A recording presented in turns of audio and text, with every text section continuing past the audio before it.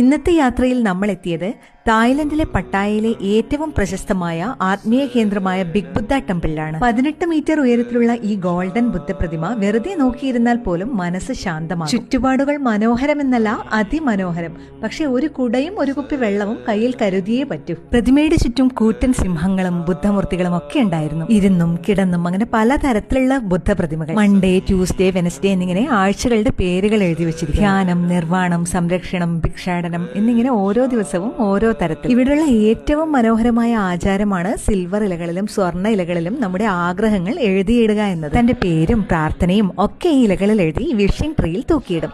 ഈ ഇലകൾ ഇങ്ങനെ കാറ്റിൽ ആടിക്കളിക്കുമ്പോൾ ഉണ്ടാകുന്ന ശബ്ദത്താൽ പ്രാർത്ഥനകൾ ആകാശത്തിലേക്ക് എത്തുന്നതായി കണക്കാക്കുന്നു. ഇതൊരു സാധാരണ മരമല്ല കേട്ടോ.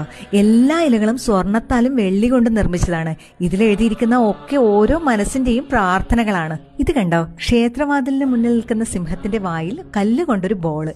ഈ കല്ല് നീങ്ങുന്നുണ്ട്, പക്ഷെ കയ്യിലെടുക്കാൻ പറ്റില്ല.